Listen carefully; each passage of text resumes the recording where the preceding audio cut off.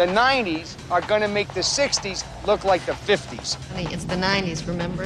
Microchips, microwaves, faxes, airphones. Holly told me I should wake up and smell the 90s. Some people say that entertainment peaked in the 90s.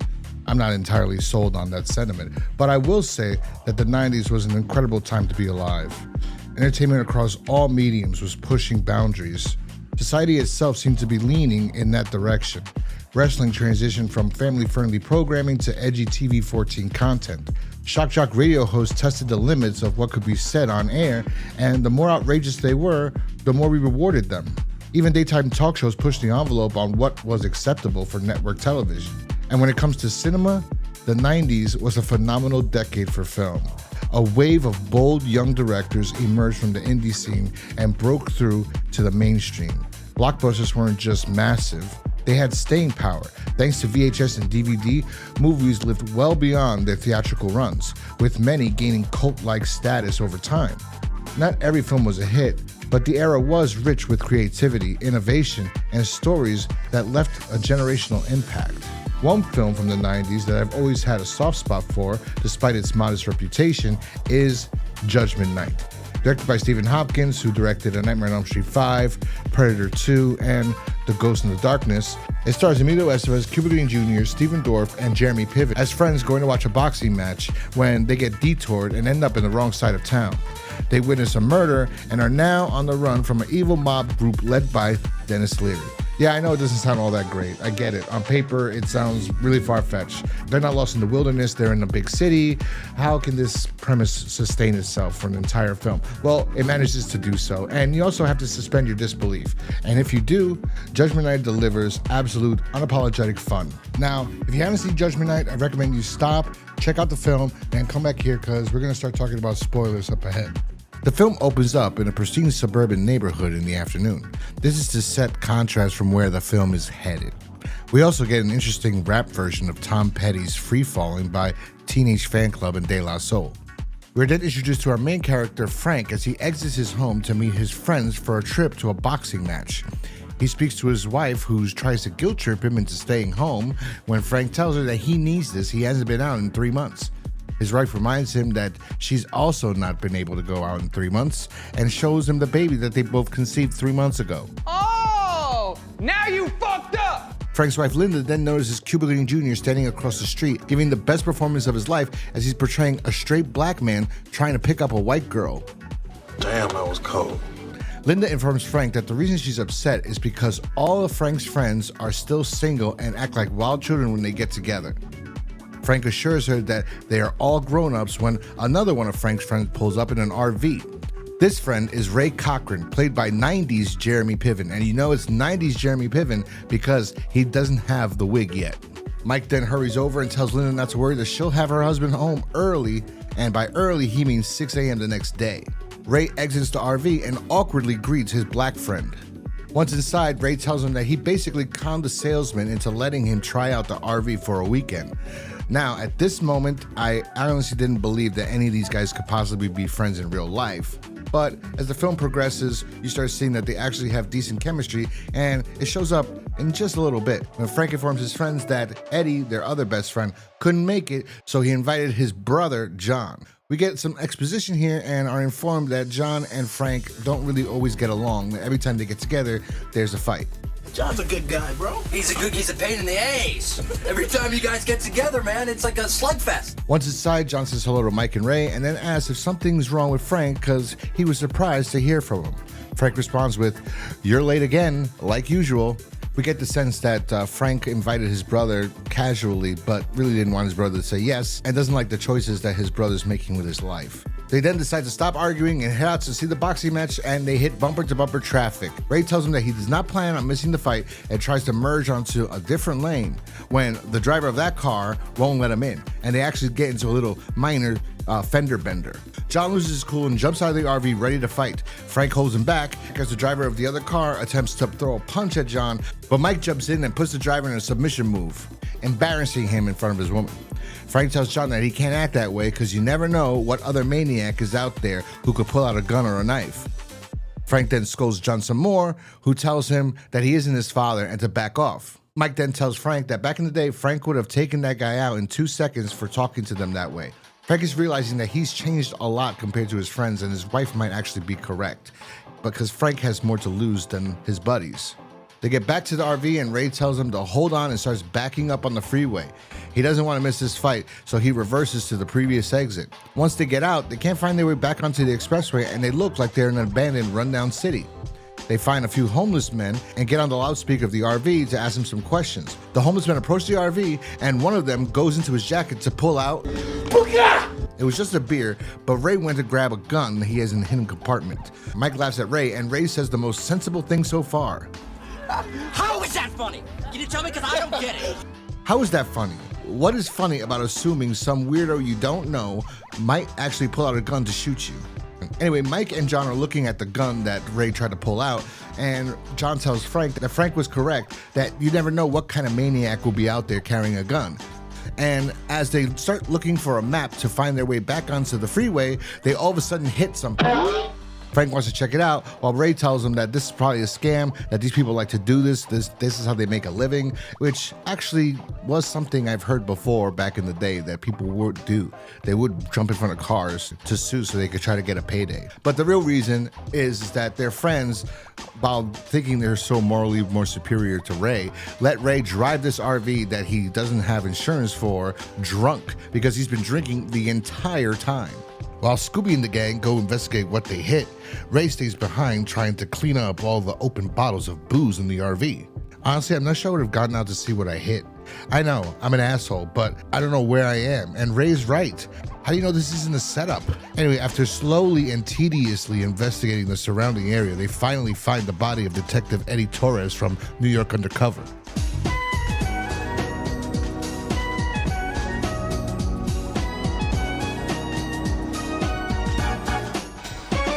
He's not dead, just injured.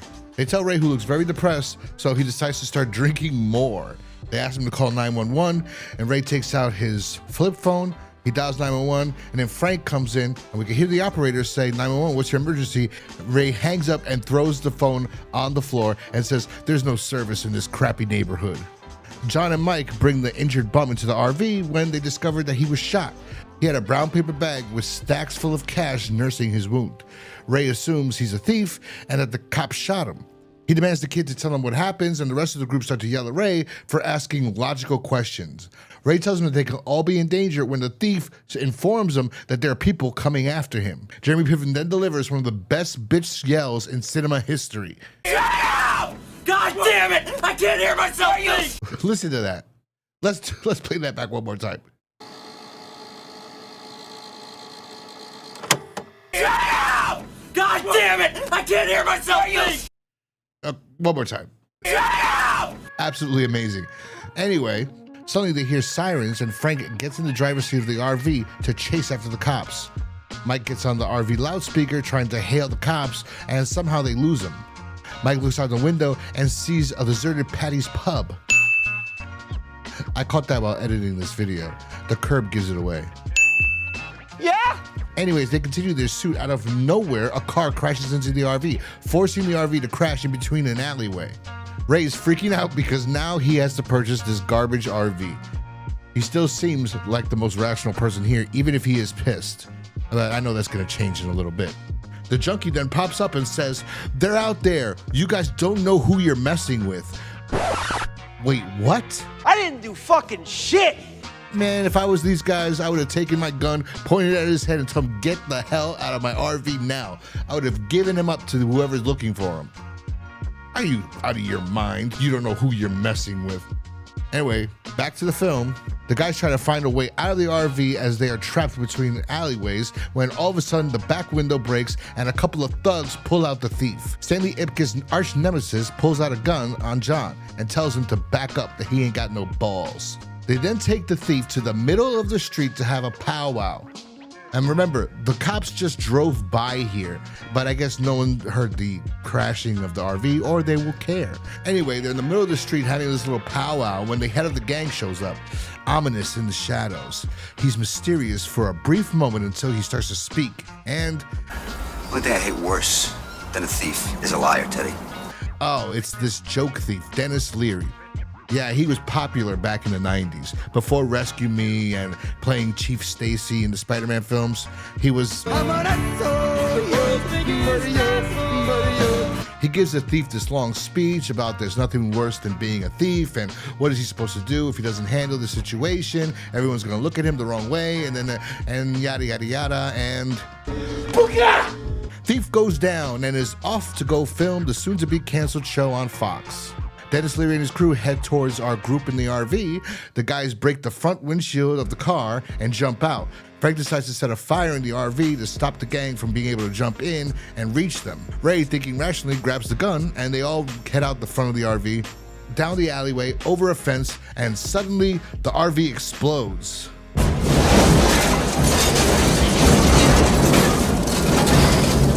We're now on a full-blown cat and mouse chase. The film then tries to showcase our main villain's wits as our group finds shelter in a freight train. They end up discovering that they are stuck in a boxcar with a bunch of 1930s hobos.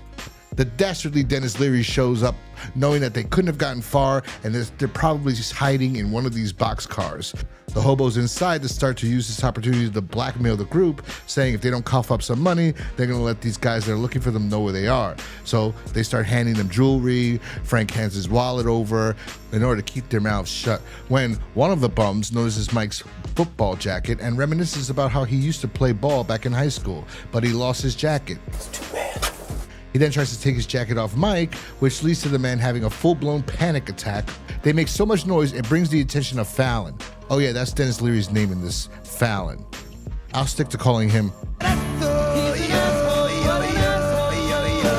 They head to the freight car where all the noise is coming from, and the boxcar opens, and all of a sudden, all these hobos jump out like rats.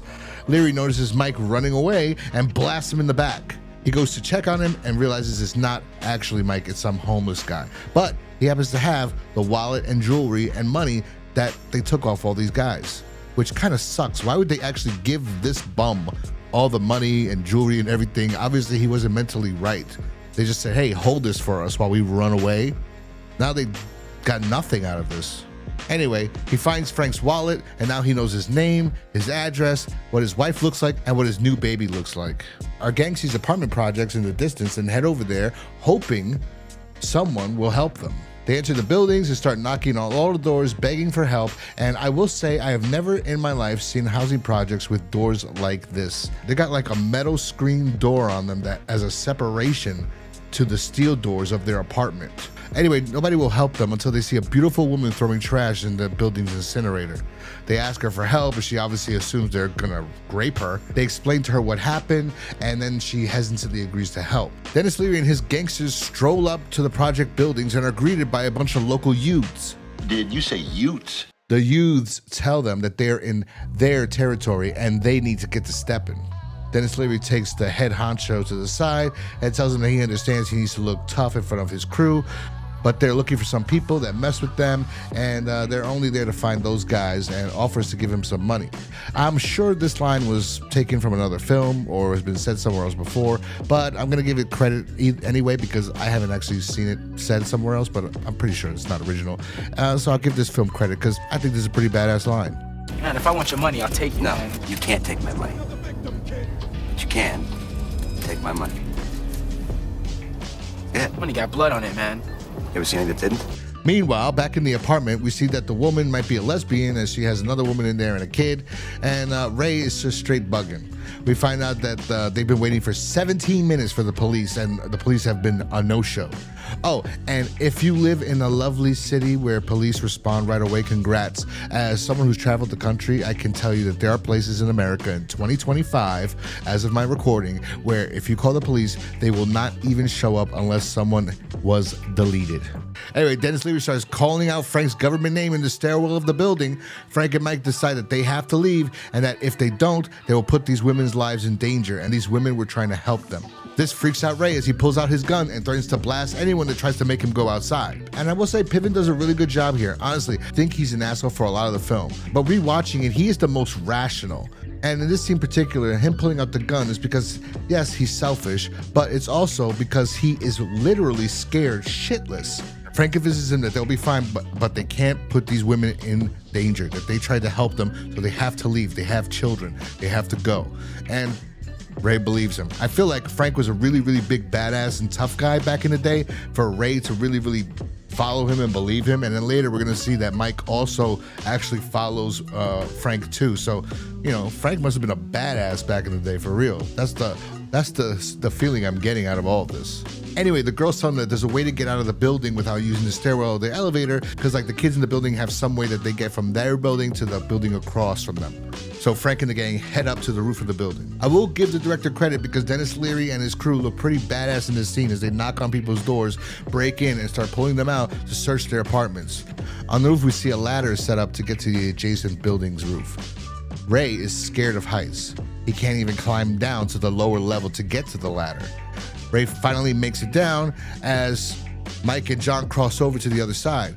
Ray convinces Frank to let Frank cross first and that he will follow him. Frank doesn't trust him, as we all know Ray's a con man, but Frank decides to trust him for one last time.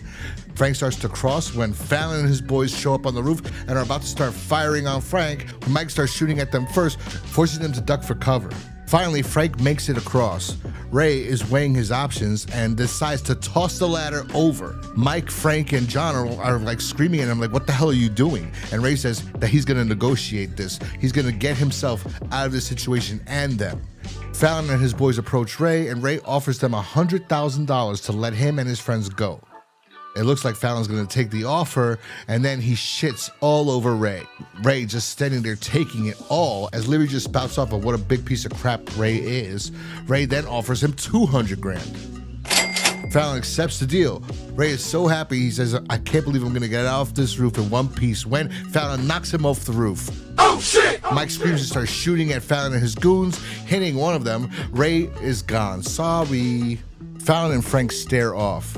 Like a wild western. Funny enough, Frank and John's last name are Wyatt, and the film does have a western feel. I wouldn't be surprised if it was originally some kind of western that they reworked to give it this urban western drama feel. You know, the group of suburban guys are dropped off in the hostile, lawless territory of an inner city, like the cowboy crossing into outlaw land.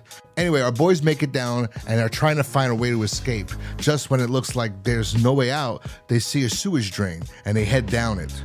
They barely get an actual moment to grief what happened to Ray when Fallon sees them. As they head deeper into the sewers, Mike has had enough. He says it's time that they take a stand. Mike says he always wondered how to do in combat and asks Frank if he ever wondered about it. Frank looks around and is weighing his options. He then agrees that they should take a stand to buy some time so they can find another way out. They grab some weapons and all take up positions around the only entrances into the room. They promise to watch each other's backs. We then see Dorian has managed to slip his way past John, and now he sees Mike and slowly starts to approach him. John realizes that he missed Dorian, but he freezes. He can't do anything. As Dorian reaches Mike, he pulls out his gun and is about to fire when Frank comes to the rescue, and at this moment, I just wanted to scream,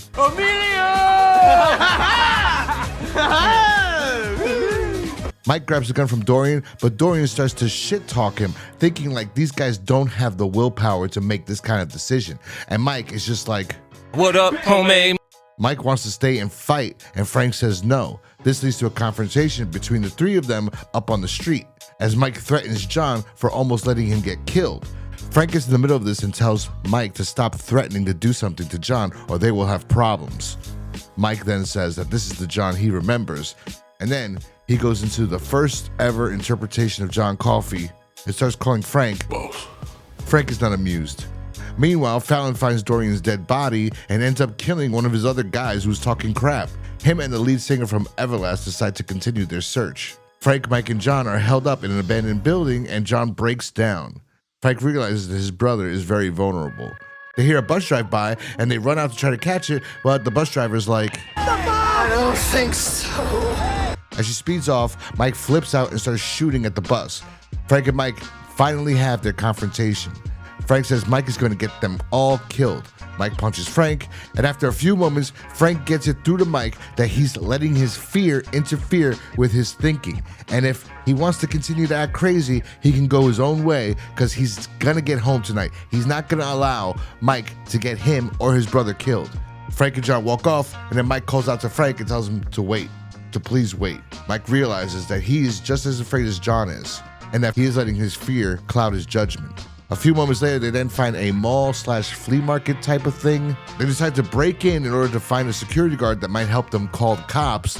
But of course, as soon as they see the security guards try to push them up and not let them speak or explain what's happening. But Frank and Mike and John are just finally happy to see other people that can actually help them. As one of the guards goes to make the 911 call,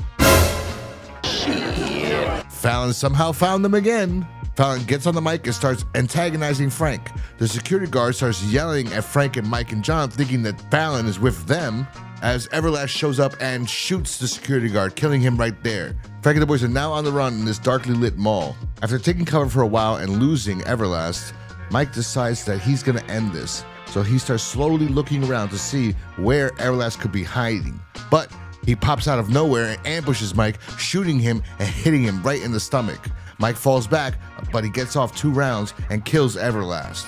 An accidental distraction allows for John to grab Mike and Frank to grab Everlast's gun. Fallon then spots John and Mike trying to get away and shoots them, hitting John on the leg. Frank is our only hope, as Mike and John are pretty much out of commission. Frank somehow manages to get them to the 2nd floor, avoiding Fallon's shots and hiding them inside a bathroom closet. Fallon reaches the 2nd floor and is doing his usual stick of talking trash, but there is one line that made me laugh. Ah, Frank! Scumbag! Such a simple line, but every time I hear it, I start to laugh because I'm like, how is Frank the scumbag? I don't know, it just makes me laugh every time he says it. Frank manages to turn on the silent alarm as Fallon reaches the bathroom and is about to find John and Mike when Frank calls out to him. Fallon starts talking trash and tells Frank how he's gonna go visit his wife after he's done killing him. The two of them then have a fist fight. Fallon is fucking up Frank pretty badly, but it starts to turn around after Fallon says that he's gonna go pay a visit to Frank's daughter. Frank then gets up and starts beating the living shit out of Fallon, so much so that he knocks him out and Fallon almost falls off the 2nd floor railing, and he grabs onto the rope as the railing breaks, and he asks Frank for help. And then Frank, the nincompoop, actually grabs onto him to save Fallon's life. Hey guy, this guy killed Ray. He just shot your best friend. He shot your brother. Why? Fallon says he knew that Frank would do the right thing and promises that he's gonna pull Frank down with him if they both fall. Frank's had enough, especially after Fallon mentioned his daughter earlier, so he kicks Fallon off. Fallon loses his grip of Frank and falls off the 2nd story to his death. Now here's a little nitpick. Frank should have said something cooler than what he said when he actually ends up killing Fallon. I mean, this guy just tortured you the whole night. He threatened to do unthinkable things to your wife and child. You had nothing? You could have come up with anything? I don't know, it's just kind of hurting. But anyway, finally the police arrive. It seems that Mike and John are gonna be okay. The police tell Frank that his wife is outside waiting for him as we fade to black and the movie ends with our rap version of Fallen. And that's Judgment Night. Honestly, I still enjoy this movie. Like I said, it reminds me of a Western, and I'm positive that was the goal. They even mentioned that Frank Wyatt lives on Deadwood Drive. I love that this movie is an ensemble piece and that everybody gets to shine. Like I said, watching it this time, I noticed that Jeremy Piven really, I could see all the emotions and the fear and everything going through his eyes. I normally watch it and just think of Ray as being that douchebag con man that ruins everything and he's always looking out for himself, which he is. But at the same time, in the apartment with the girls, I can see the fear in his eyes. Earlier, he says something to Frank like, don't let me down. You gotta make sure like he's nervous, he's scared, he can't go through with this. And I think Jeremy Piven really did a good job in this film. Cuba Gooding Jr., fantastic. He kind of steals the film, honestly. Frank is our main character, but really he's our moral compass. John's the young hothead. Mike is the loyal sidekick that doesn't understand why his former cohort is not leading in the charge the way he used to. And like I said, Ray is Ray. He's out for himself. He's probably like, if I was making a Western, he'd be the drunk one that ruins everything and gets killed. Had this film had another lead star, the film might have done better when it was released. Then again, I believe that the movie was pulled from theaters because there was a shooting that took place at a screening in the Bronx after it was only out for 2 weeks, so they pulled the film altogether. I really do like this movie a lot. It's a film that whenever I was to catch it as a kid on cable, I'd always watch it till the end, and I bought it on VHS, on DVD, and I bought it digitally. So I really do enjoy this film, and it personifies the 90s to me. I can't recommend this film enough. And you know what? If you know somebody who hasn't seen this film, why not do a double feature to watch The Last Boy Scout or like True Romance and then cap it off with Judgment Night? Trust me, you won't regret it, and they'll be happy that they saw a movie that they've never seen before. Anyway, I give Judgment Night 4 out of 5 stars. If you saw Judgment Night and you liked it, let me know in the comment section down below. When did you see it? Why did you like it? Yeah. If you like this video, remember to hit that like button, subscribe if you're new here, and I will talk to you guys next time. Peace. Amelia!